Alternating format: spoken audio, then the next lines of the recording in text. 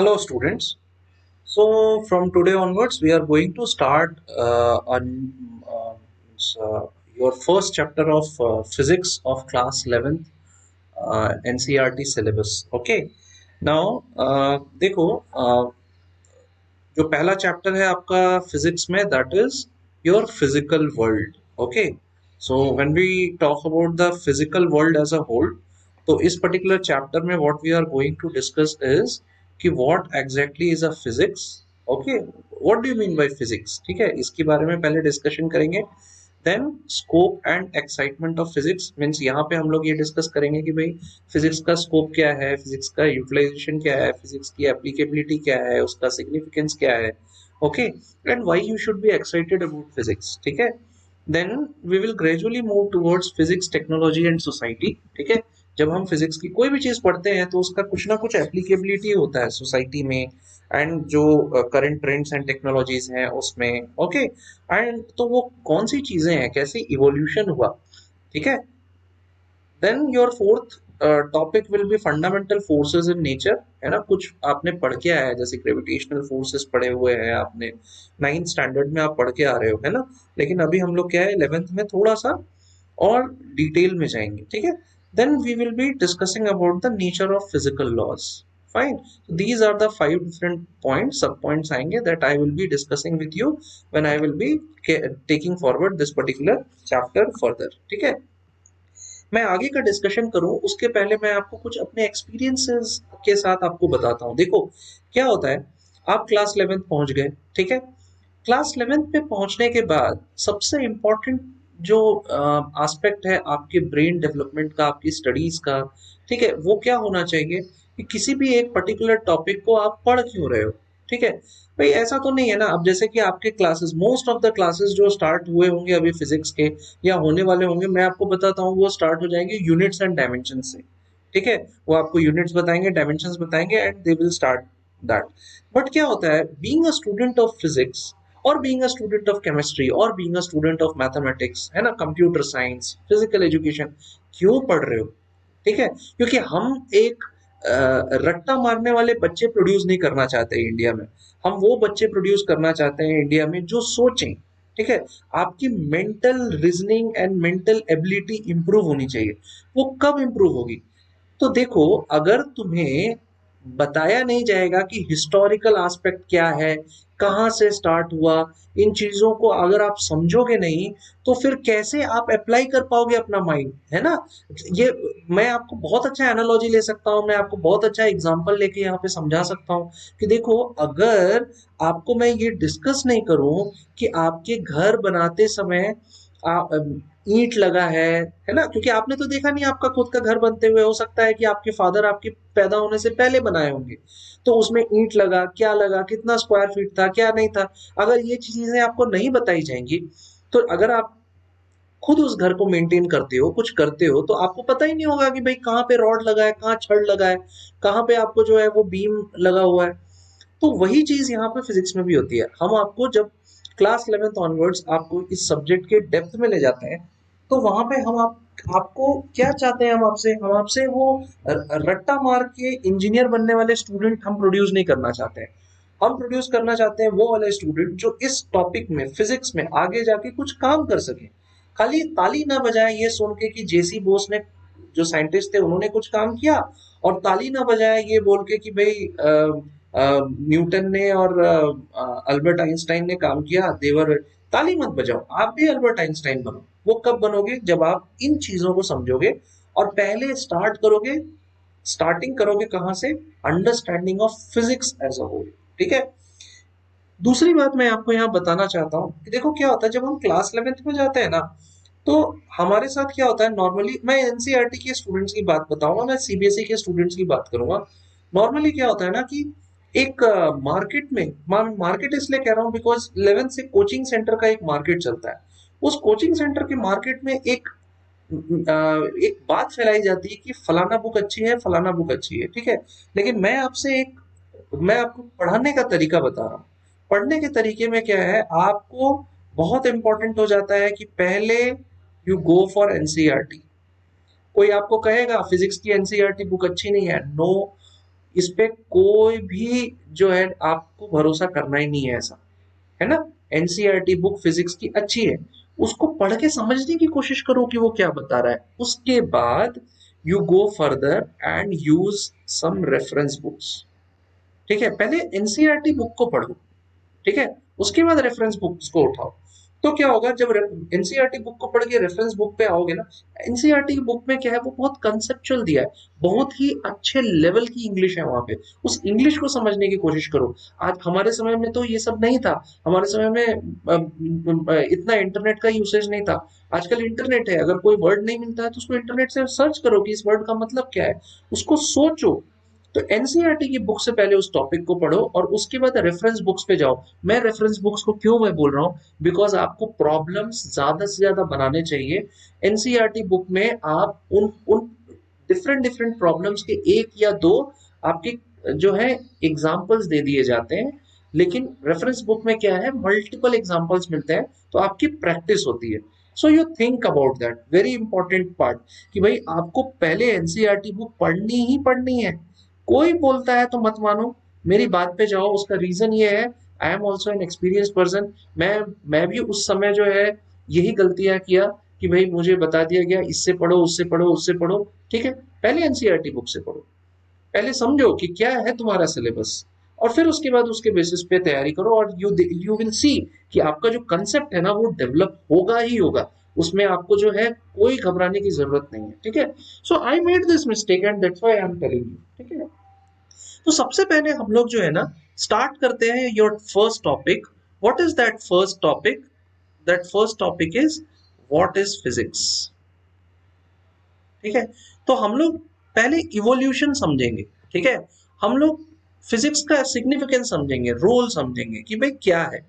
ठीक है, जब हम फिजिक्स की बात करते हैं तो देखो सबसे पहले क्या होता है, आपको मान लो कि भाई बहुत सारे चीजें होती है ना अपने नेचर में, बहुत सारी बहुत सारे स्मॉल स्मॉल जो है ऑब्जर्वेशंस यू कैन डू, कि भाई रात और दिन क्यों डेली डेली होता है ना, रेगुलर रिपीटिशन होता है ना, कभी दिन होता है कभी रात होता है, फिर दिन आएगा फिर रात आएगा। भाई ये स्टार्स जो आपको रात में दिखते हैं, ठीक है, और वो चांद जो दिखता है वो दिन में क्यों नहीं दिखता है, वो रात में क्यों दिखता है आपको, है ना। वैसे ही साल 365 डेज पे क्यों बदल जाता है, क्यों जो है साल में 4 या 6 सीजन्स होते हैं, क्यों जो है सोलर इक्लिप्स लूनर इक्लिप्स आता है, क्यों आपके जो है हर साल बे ऑफ बंगाल में और आपके अरेबियन सी में आपको जो है टाइड्स आते हैं, है ना।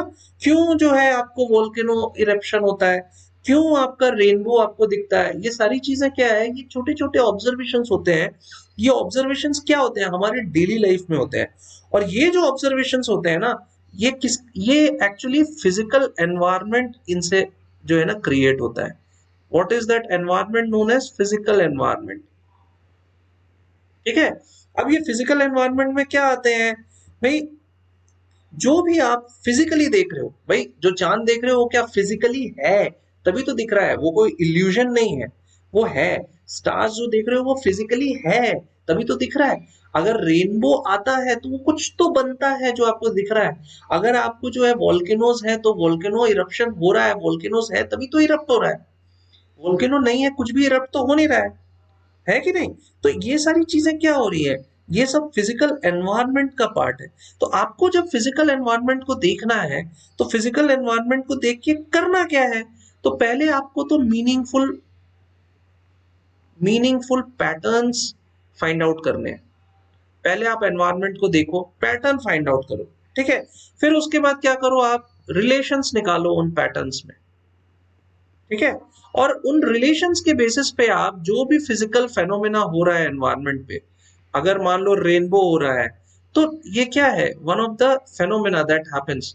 जो भी फेनोमेना हो रहा है उसको ऑब्जर्व करो। ठीक है, तो यहाँ पे जब हम बात करते हैं मॉडर्न साइंस की, ठीक है, तो उसमें क्या होता है कि फिजिकल एनवायरनमेंट का बहुत बड़ा रोल होता है ना। नेचुरल फेनोमेना जो हो रहा है उनके रिलेशंस का रोल होता है।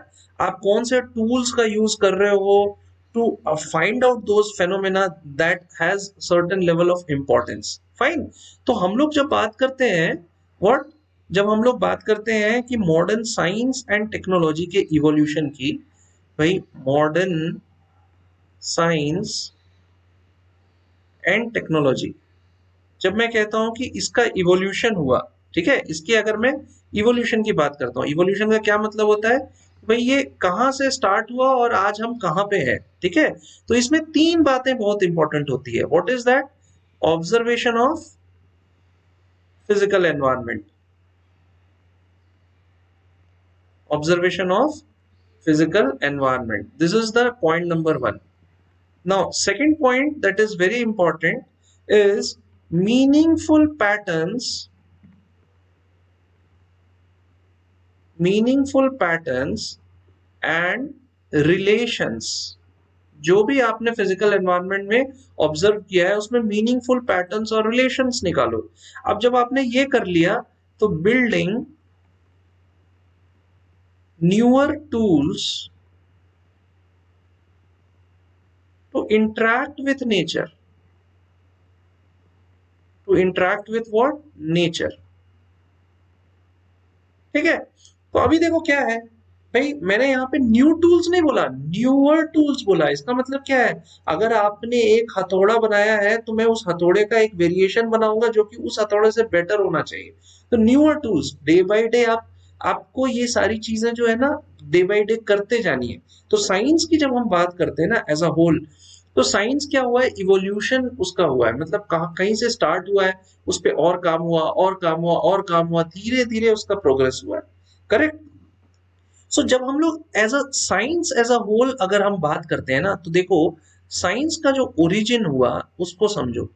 साइंस की ओरिजिन जो होती है ना वो एक लैटिन वर्ड से हुई है, ठीक है। और what is that Latin word? It is known as scientia, ठीक है, scientia. And what is its meaning? What is its meaning? To know, ठीक है। साइंशिया का मतलब क्या होता है? To know. अच्छा, साइंस को अगर हम लोग इसका ओरिजिन अगर हम लोग संस्कृत में भी समझें तो इसको संस्कृत में हम लोग क्या कहते हैं? विज्ञान कहते हैं, ठीक है। या हम लोग जब इंग्लिश में ये जो इंग्लिश वर्ड है ना, इंग्लिश जो भाषा है ना, उसने ये विज्ञान को विजनन में लिखता है वो, ठीक है। उसके बाद क्या है, अगर हम लोग इसको अरेबिक सेंस में देखें तो हम लोग इसको क्या कहते हैं? एक वर्ड आता है इल्म, ठीक है, इल्म। आपने कई बार सुना होगा ये वर्ड्स जो यूज होते हैं ना, ये खासकर अपने हिंदी फिल्म इंडस्ट्री और अपने टीवी सीरीज में बहुत ज्यादा यूज होते हैं, जो आप टीवी सीरियल्स डेली सोप्स देखते हो, है ना, इल्म। क्या आपको इल्म नहीं है इस बात का? सो ये जो इल्म हो गया, ये जो विज्ञान हो गया, ये जो आपका साइंसिया हो गया, ये सब एक्चुअली बता क्या रहा है? नॉलेज। फाइन। तो ये आपका क्या है ना, साइंस का ओरिजिन हुआ, ठीक है। लेकिन जो बहुत इंपॉर्टेंट पार्ट है दैट वी मस्ट अंडरस्टैंड, कोई अगर आपसे क्वेश्चन पूछ दे what is science, what is science, ये आपसे कोई क्वेश्चन पूछ सकता है, करेक्ट। अगर कोई आपसे ये क्वेश्चन पूछे तो what should be your answer? What is science? So science is a systematic concept. Science is what? Science is a systematic attempt, systematic attempt to understand. Science is a systematic attempt to understand the natural phenomena. To understand what? The natural phenomena in as much detail as possible and depth. Okay. So in as much detail and depth as possible. Okay. And it uses what? The knowledge so gained, so gained मतलब जो भी आपने जो है ऊपर में detail और attempt किया आपने और डेप्थ किया, उसके थ्रू आपको नॉलेज मिला है ना, तो उसका यूज क्या करोगे? To predict, modify and control the phenomena, control the phenomena. अब देखो इसका मतलब क्या हो रहा है, बहुत इंपॉर्टेंट टर्म्स को मैं आपको समझा देता हूं। पहला तो क्या कह रहा है, science is a systematic attempt. Systematic ऐसा नहीं होना चाहिए कि भाई अच्छा ठीक है, हथौड़ा हथौड़ा है कोई, उसको रिवाइज करना है, ठीक है उठाओ यार लोहा, उठाओ उधर से, उठाओ यार उधर से लकड़ी उठाओ, दोनों को मिला के उसको ठोक ठाक के बना, ऐसा नहीं। पहले समझो कि पहले जो हथौड़े बने हैं, पहले जो हैमर्स बने हैं, वो क्या सोच के बनाए गए हैं, उसमें कैसे गैपिंग्स होती थी, उसमें हैंडल कैसे बनाया जाता है, उस पे जो लोहे लगे होते हैं हैमरिंग के लिए वो कैसे होते हैं, उनका साइज क्या होता है, शेप क्या होता है, क्यों होता है। तो ये क्यों वाली बात जो आती है ना, वो तो सिस्टमेटिक अटेम्प्ट, क्यों, टू अंडरस्टैंड, है ना। अंडरस्टैंडिंग आपको पहले जरूरी है ना, मैंने अभी आपको वही बताया। अब अंडरस्टैंडिंग में क्या आना चाहिए, डिटेल भी होना चाहिए और डेप्थ भी होना चाहिए, ठीक है। अब उस डेप्थ का यूज करके आप क्या करते हो, एक नॉलेज गेन करते हो। अब उस नॉलेज का यूज क्या करते हो, तो प्रेडिक्ट करने में, मॉडिफाई करने में और कंट्रोल करने में। किस चीज को, उस पर्टिकुलर फेनोमेना में। I can give you an example, है ना, very basic example. What is that, weather monitoring, ठीक है। अब देखो क्या होता है वेदर मॉनिटरिंग, ठीक है। अब बे ऑफ बंगाल में अभी अभी कुछ दिन पहले क्या हुआ, बे ऑफ बंगाल में यास तूफान आया, ठीक है। अरेबियन सी में वैसे ही तूफान आया, ठीक है। तो अभी क्या है, वो जो ये जो तूफान आता है ये हर साल आता है। उड़ीसा, वेस्ट बंगाल, ये जितने भी आसपास के, या गुजरात, महाराष्ट्र, कर्नाटका, तमिलनाडु, ये जितने भी जो स्टेट्स हैं वो बहुत अफेक्टेड होते हैं, ठीक है। तो वेदर मॉनिटरिंग होती है। अब वेदर मॉनिटरिंग कैसे होती है, पहले समझा गया, क्या समझा गया कि भाई वेदर का चेंज में क्या क्या पैरामीटर्स होते हैं। टेम्परेचर होता है, एटमॉस्फेरिक प्रेशर होता है, ठीक है। उसके बाद फिर क्या होता है, वो लहरें उठती है, क्यों उठती हैं, क्या रीजन है, कितनी दूरी तक लहर जाती है ना। उसके बाद क्या हुआ, हमें नॉलेज मिला। जब हमें नॉलेज मिला तो अब हम क्या करने वाले हैं, हम टूल्स डिजाइन करते हैं। सॉफ्टवेयर टूल्स होते हैं कंप्यूटर का यूज करके, या टूल्स कुछ अलग फिजिकल टूल्स हो सकते हैं, वो टूल्स डिजाइन करते हैं। वो टूल्स के बेसिस पे हम क्या करते हैं, हम प्रेडिक्ट करते हैं, ओ भाई यास तूफान आने वाला है, 2 दिन के बाद वो टकराने वाला है समझ आपके समुद्र तट से। So you do one thing, अपना सारा बोरिया बिस्तर बांधो और निकलो यहाँ से। अभी 6 दिन तक दिखना नहीं, यहाँ सब अपने अपने रिलेटिव के यहाँ भाग जाओ। तो क्या है, ये प्रेडिक्ट किया गया है ना। उस प्रोडिक्शन हो सकता है कि मैंने बोला 2 दिन के बाद तूफान आएगा, अभी बीच में क्या हुआ कि अभी 6 घंटे के बाद तूफान ने अपना रास्ता बदल लिया। तो अब मुझे उस प्रिडिक्शन को क्या करना होगा, मॉडिफाई करना होगा। मुझे बोलना होगा अब भाई अब तूफान तुम्हारे घर तरफ नहीं आ रहा है, अब 200 किलोमीटर दूर दूसरे तरफ जा रहा है ना। और फिर मैं क्या कर रहा हूँ, उस पर्टिकुलर चीज को कंट्रोल करने की कोशिश कर रहा हूँ। तो ये क्या है, ये एक बहुत अच्छा एग्जाम्पल है जो आप फिजिकल फेनोमेना के साथ आज के डेट में कर रहे हो, है ना। इसके बाद क्या होता है, साइंस को यहाँ पे इस तरीके से समझो कि weather monitoring is also part of a science, ठीक है। अब एक क्वेश्चन दूसरा क्या आता है, दैट इज ऑल्सो, भाई ये क्वेश्चन मान लो इसको मैं क्वेश्चन नंबर 1 बोलता हूँ, ठीक है। सो what is this question number 2। Question 2 ये पूछता है, what do you mean by what is scientific method. हम कहते हैं ना साइंस में साइंटिफिक मेथड का यूज होता है। What is this scientific method? Okay, so you see, it can be understood by what? Whenever we say कि भाई scientific method की बात होती है तो इसमें कुछ बातें आती है, ठीक है। तो इसमें क्या क्या आता है, देखो पहला इसमें आता है एक सिस्टमेटिक ऑब्जर्वेशन, है ना। मेथड जो फॉलो होता है सिस्टमेटिक ऑब्जर्वेशन, ठीक है। दूसरा क्या आता है इसमें कि भाई कंट्रोल्ड एक्सपेरिमेंट्स। तो ये क्या हो रहा है, जब भी हम लोग साइंस में साइंटिफिक मेथड्स का यूज करते हैं तो उसमें क्या करते हैं, एक सिस्टमेटिक ऑब्जर्वेशन करते हैं, कंट्रोल्ड एक्सपेरिमेंट्स करते हैं, देन क्वालिटेटिव एंड क्वांटिटेटिव। एक होता है क्वालिटेटिव एंड दूसरा होता है क्वांटिटेटिव रीजनिंग, ठीक है। तो qualitative and quantitative reasoning, what do you mean bye qualitative and quantitative reasoning. जब हम बोलते हैं क्वालिटेटिव रीजनिंग मतलब जो रीजनिंग हम कर रहे हैं उसकी क्वालिटी चेक करते हैं, क्वांटिटेटिव मतलब बहुत सारे ऑप्शंस लेके उस पर डिस्कस करते हैं, that is what your quantity है ना, quantitative. Then comes your mathematical modelling. अब हमने रीजनिंग कर ली, अब भाई मैथमेटिकल मॉडलिंग करनी पड़ेगी, ठीक है। हमको उसको मैथ्स के थ्रू प्रूफ करना पड़ेगा, है ना, मॉडलिंग करके। तो फिर जब मैथमेटिकल मॉडलिंग कर लिया तब हमें क्या करना है, प्रेडिक्शन एंड वेरिफिकेशन और फॉल्सिफिकेशन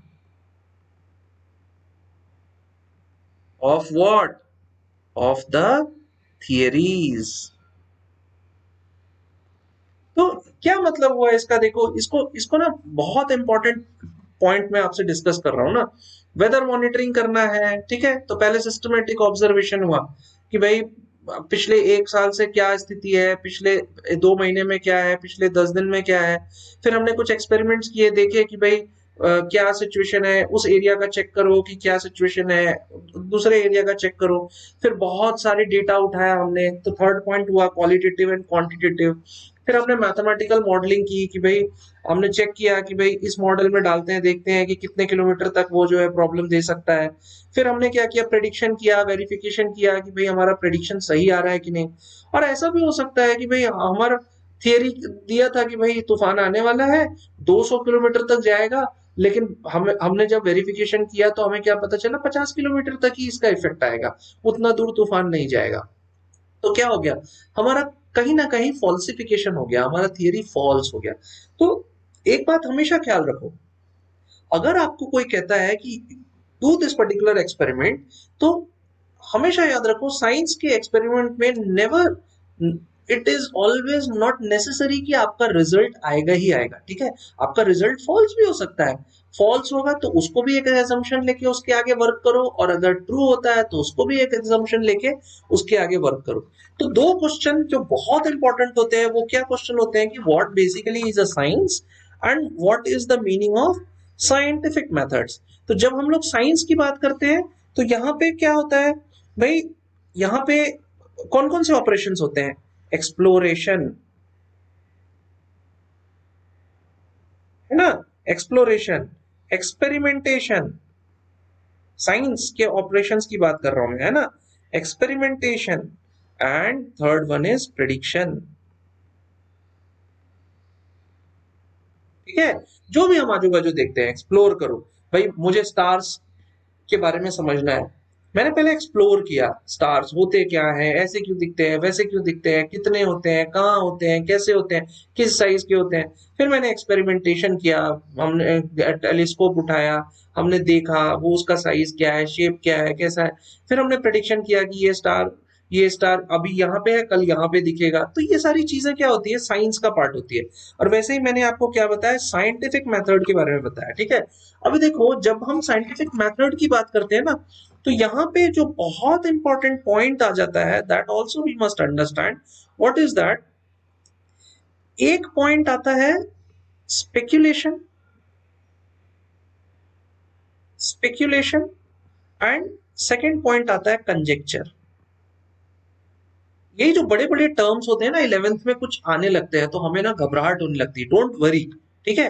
तो जब साइंस में दो चीजें बहुत इंपॉर्टेंट है, एक है speculation and second is conjecture. जब हम लोग स्पेकुलेशन की बात करते हैं तो क्या होता है, ये guessing possible answers, possible answers to a question. कोई एक क्वेश्चन दिया है, उसके कितने पॉसिबल आंसर्स हो सकते हैं उसको गेस करो, speculation. And what is conjecture, कि गेसिंग विदाउट रियल प्रूफ और एविडेंस। तो ये क्या है ना, ये दोनों किसके पार्ट होते हैं, ये दोनों साइंस के पार्ट होते हैं, ठीक है। दिस इज वेरी इंपॉर्टेंट, ठीक है, ये दोनों साइंस के पार्ट होते हैं। One is what, speculation, second is what, conjecture, ठीक है। अब देखो कुछ पॉइंट्स और समझते हैं, ठीक है। एक पॉइंट क्या होता है कि भाई साइंस इज एवर डायनामिक। कोई अगर आपको कहता है कि साइंस इज एवर डायनामिक, है ना, तो इसका मतलब क्या है? देखो, बहुत इंपॉर्टेंट पॉइंट है कि साइंस इज एवर डायनामिक। इसका मतलब ये होता है कि देखो, साइंस तो प्रोग्रेस करते आ रहा है, ठीक है, बहुत सालों से धीरे धीरे धीरे धीरे इसका इवोल्यूशन हुआ है, ठीक है। तो साइंस क्या है कि प्रोग्रेस करते आ रहा है, करेक्ट। तो जब हम लोग साइंस की बात करते हैं ना, तो इसमें कोई फाइनल थियरी नहीं होता है, ठीक है। कभी ऐसा नहीं होता है कि भाई ये फाइनल हुआ, खत्म, इसके बाद इस पे कोई काम नहीं करेगा, ठीक है। क्या होता है कि कोई एक किसी ने काम किया है, उसकी थियरी को लेके और भी कुछ डिराइव होता है, उसकी थियरी को लेके और भी कुछ डिराइव होता है, फिर अगेन उसके आगे और डिराइव होता है, कुछ मॉडिफिकेशंस होते हैं, ठीक है। जैसे कि I can give you an example ना, what could be the example. एक एग्जांपल ले लो कि कैसे डायनामिक है। भाई आपने जोहान्स केपलर का नाम सुना होगा, है ना। Who is Johannes Kepler? So उसने क्या किया कि भाई जो प्लानिटरी मोशन है, इन्होंने किस पे वर्क किया? प्लानिटरी मोशन, ठीक है। प्लानिटरी मोशन की जो हमारे सन के चारों तरफ जो प्लानिटरी मोशन है ना, वो कैसे होता है, क्या होता है। तो उन्होंने क्या बोला, उन्होंने बताया था हीलियोसेंट्रिक थियरी। हीलियोसेंट्रिक थियरी, ये हीलियोसेंट्रिक थियरी क्या होता है भाई? जो आपका सन है वो सेंटर पे है और सोलर सिस्टम की और प्लैनेट्स रिवॉल्व कर रहे हैं, ठीक है। तो ये अगर बिल्कुल ऐसा रुक जाएंगे कि भाई वो मतलब उन्होंने ये हीलियोसेंट्रिक थ्योरी पे काम किया, इसके आगे कुछ नहीं करेंगे। ये किसने दिया था हीलियोसेंट्रिक थियरी? इन्होंने बोला था, ये थियरी दिया था कोपरनिकस ने, ठीक है। उसके बाद जब केपलर ने काम किया, तो केपलर क्या बता रहे हैं वहां पे कि भाई जो ऑर्बिट होता है, जो आप थियरी बता रहे हो हीलियोसेंट्रिक का, वो ऑर्बिट जो होता है वो क्या होता है?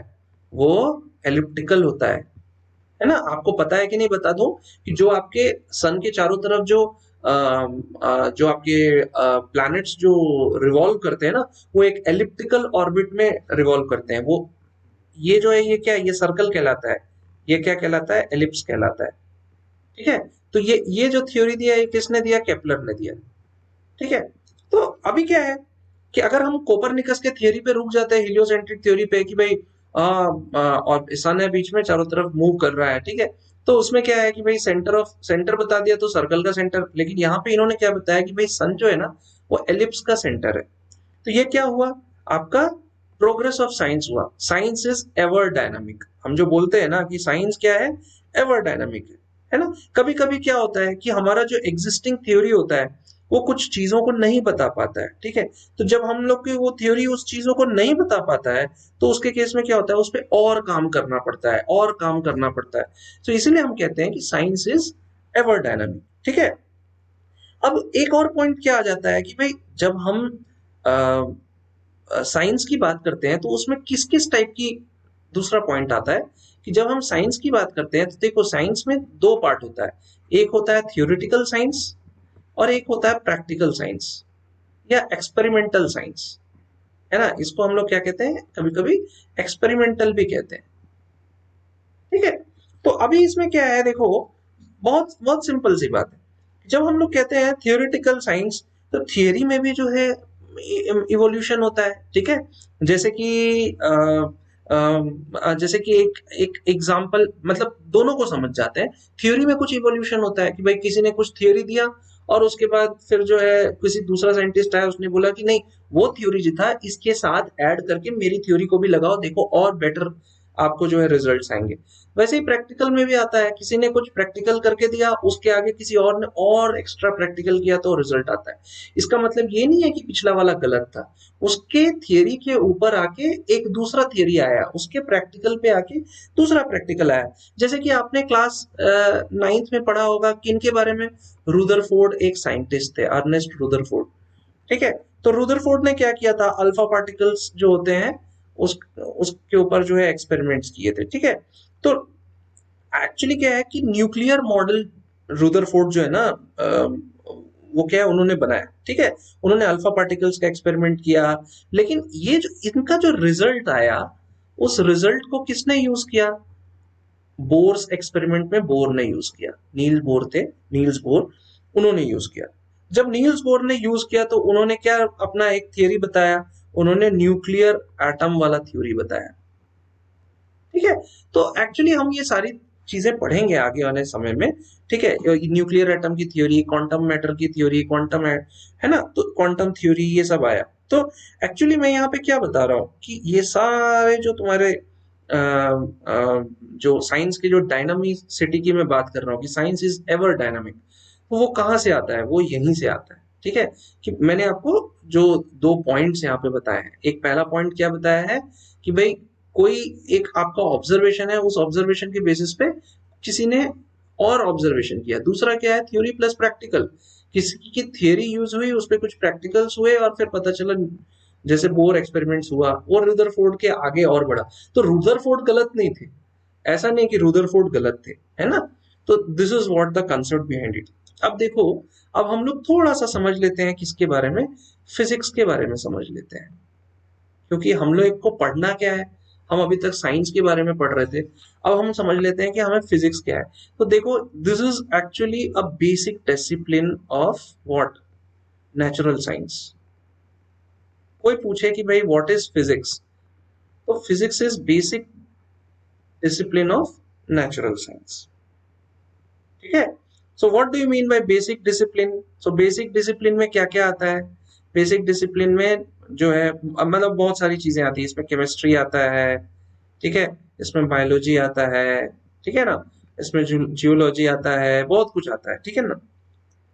तो अब देखो, जब हम लोग फिजिक्स की बात करते हैं तो इसकी ओरिजिन जो हुई है that is from a Greek word, ठीक है। इसकी ओरिजिन जो है एक ग्रीक वर्ड से हुई है, ठीक है।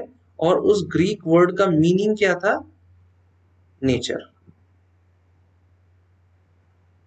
फाइन। सिमिलरली इसकी ओरिजिन को अगर हम संस्कृत में देखें तो एक वर्ड आता है दैट इज नोन एज भौतिकी, भौतिकी, ठीक है। तो क्या है भौतिकी का मतलब, क्या होता है? Study of physical world. और इसीलिए देखो, जो हिंदी मीडियम से पढ़ते हैं वो इन इसको और क्या कहते हैं? भौतिक विज्ञान कहते हैं, भौतिकी विज्ञान या भौतिक विज्ञान कहते हैं, ठीक है। Study of physical world. So ये क्या है, आपका संस्कृत इक्विवेलेंट है। सिमिलरली फिजिक्स का जो ग्रीक जो वर्ड है, तो ग्रीक वर्ड जिसका मीनिंग क्या होता है? नेचर होता है। From there your physics has been derived, है ना। अब देखो, ये तो सब चीजें हो गई, लेकिन अगर हम कहते हैं कि भाई what exactly is physics, define करो फिजिक्स को, ठीक है। So it can be understood as the study of basic laws of what, nature, and their manifestation. Manifestation का मतलब क्या होता है कि how you are utilising those laws, है ना। Manifestation in what, different natural phenomena.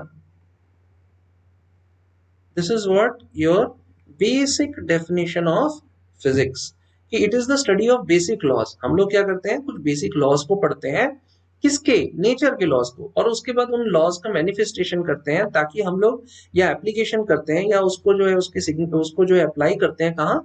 Natural phenomena different जो है ना उनको समझने के लिए, ठीक है। हम सब कुछ अब धीरे धीरे समझेंगे कि भाई what are the different terms related to physics and all. But यहाँ पे मैं दो टर्म की बात करना चाहूंगा फिजिक्स में, फिजिक्स में दो टर्म की बात करना चाहूंगा। One is known as unification and second is known as reduction, ठीक है। So one is known as what, unification, second is known as reduction, ठीक है। तो जब मैं यूनिफिकेशन की बात करता हूं ना तो बहुत सिंपल है, इसको एकदम ध्यान से समझना, ठीक है। आपके पास क्या है, डिफरेंट फेनोमेना होते हैं, ठीक है। तो डिफरेंट फेनोमेना में डिफरेंट लॉज लगते हैं, ठीक है। अब मैं उन सारे डिफरेंट लॉज को एक सिंगल थियरी में जब कंबाइन करता हूं, सो उससे क्या होता है कि एक पूरा फेनोमेना एक्सप्लेन हो जाता है। तो उसको क्या कहते हैं? यूनिफिकेशन, ठीक है। तो इसको हम लोग थोड़ा सा अच्छे से डिफाइन कर लेते हैं so that it will be understood by you. So when I say unification, what is that? It is an act of unifying the different laws an act of unifying the different laws that are valid for different phenomena. भाई different laws क्यों है? Because different phenomena है। Different phenomena में क्या हो रहे हैं कि डिफरेंट लॉज लग रहे हैं, है ना, into a single theory that explains all the different phenomena, है ना। अभी क्या है, मैं आपको इसको समझा देता हूं। आपके पास डिफरेंट फेनोमेना है, उसके लिए डिफरेंट लॉज हैं। अब उसको क्या करना है, हमें सबको यूनिफाई करना है, यूनाइट करना है, किसमें? एक थियरी में, और उससे हम वो सारे को समझ सकें। ठीक है, जैसे आई can give you an example. देखो एग्जांपल क्या है, ग्रेविटेशन। अब ये जो ग्रेविटेशन है, इसमें दो अलग अलग चीजें आती है। एक क्या है, जो न्यूटन ने एप्पल का एक्सप्लेनेशन दिया कि भाई एप्पल क्यों गिरा जमीन पे न्यूटन के हिसाब से, क्योंकि लॉ ऑफ ग्रेविटेशन वहां पे लगता है। ठीक है, सिमिलरली जब हम लोग किसकी बात करते हैं, जब हम लोग बात करते हैं मैक्सवेल की, ठीक है, तो मैक्सवेल क्या बोलता है कि भाई इलेक्ट्रिक और मैग्नेटिक इफेक्ट होता है, तो उसका यूज हर जगह होता है ना। तो जब हम लोग ग्रेविटेशन की बात करते हैं तो वहां पे क्या है, हम लोग ये बोले कि एप्पल जो है वो जमीन पे गिरा, वो एक थियरी है। ठीक है, सिमिलरली हम कहते हैं कि भाई जो हमारा प्लैनेटरी मोशन है वो भी एक थियरी है। भाई क्यों प्लैनेट्स क्यों सन के को रिवॉल्व करते हैं, लॉ ऑफ ग्रेविटेशन वहां भी लगता है, तो प्लैनेटरी मोशन भी वहां पे आ जाता है। तो ये देखो ये क्या है, एप्पल के लिए क्या होगा कि भाई तुम्हारे डिफरेंट लॉज हुए, प्लैनेटरी मोशन के डिफरेंट लॉज हुए, लेकिन वो सारे कंबाइन होके किस में आ गए, लॉ ऑफ ग्रेविटेशन में आ गए। So this is the concept behind your unification, है ना। फिजिक्स में यूनिफिकेशन का मतलब क्या होता है, डिफरेंट फेनोमेना है, डिफरेंट लॉज हैं, उनको एक थियरी में लाओ और उस थियरी के बेसिस पे उनको समझने की कोशिश करो। सिमिलरली अगर हम लोग रिडक्शन की बात करते हैं, reduction, so it can be explained by two different points, है ना। पहला पॉइंट क्या बोलता है, what is a reduction? So it is an effort to solve a complex problem, to solve a complex problem by doing what?